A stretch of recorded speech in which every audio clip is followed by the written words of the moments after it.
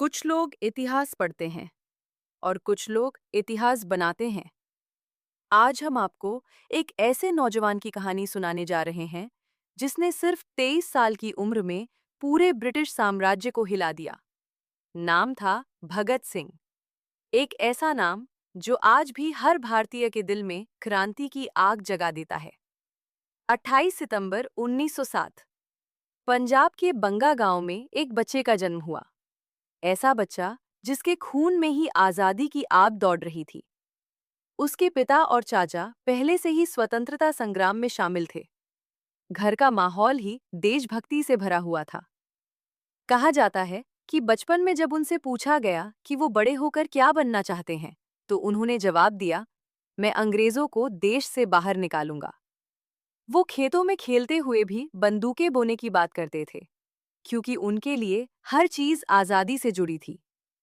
लेकिन एक घटना ने उनके जीवन की दिशा हमेशा के लिए बदल दी। 13 अप्रैल 1919 जलियांवाला बाग मैसेकर्स। एक ऐसा दिन जिसने पूरे भारत को झकझोर दिया। हजारों लोग शांतिपूर्वक इकट्ठा हुए थे, लेकिन अंग्रेजों ने बिना चेतावनी के गोलियां चला दी। सैकड़ों मासूम लोग वहीं शहीद हो गए। जब छोटे भगत सिंह उस जगह पहुंचे तो उन्होंने खून से सनी मिट्टी को अपने हाथों में उठाया और एक कसम खाई, इस खून का बदला जरूर लूंगा।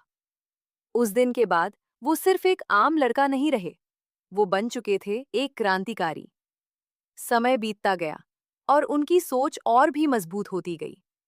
उन्होंने किताबें पढ़ीं, इतिहास समझा और जाना कि आजादी सिर्फ मांगने से नहीं मिलेगी, उसे छीनना पड़ेगा। उन्होंने नौजवान भारत सभा जैसे संगठनों से जुड़कर युवाओं में जागरूकता फैलानी शुरू कर दी। उनका मानना था कि कलम और विचार जितने जरूरी हैं, उतनी ही जरूरत कभी-कभी क्रांति की भी होती है।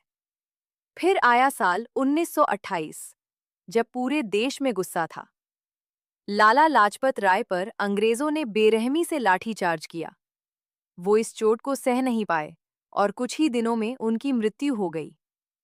भगत सिंह के दिल में आग भड़क उठी। उन्होंने फैसला किया, अब बदला होगा।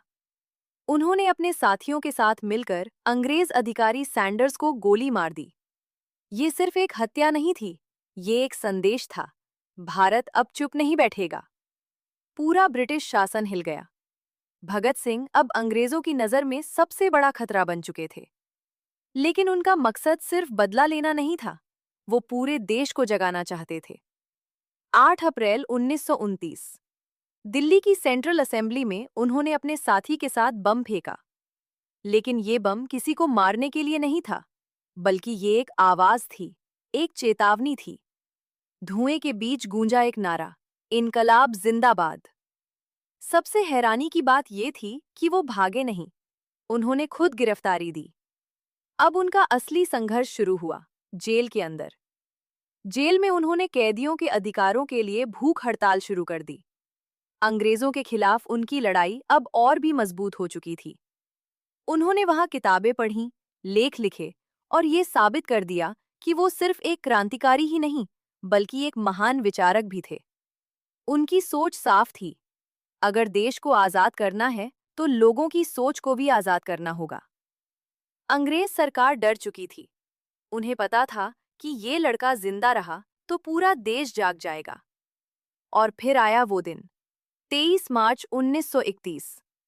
भगत सिंह, शिवराम राजगुरु और सुखदेव थापर को फांसी की सजा सुनाई गई। जब उन्हें फांसी पर ले जाया जा रहा था तो उनके चेहरे पर डर नहीं था, बल्कि एक मुस्कान थी। वो हंसते हुए फांसी पर चढ़े और आखिरी बार बोले, इनकलाब जिंदाबाद। उनकी मौत ने पूरे देश को हिला दिया। लेकिन सच तो ये है, भगत सिंह कभी मरे ही नहीं, वो आज भी जिंदा हैं।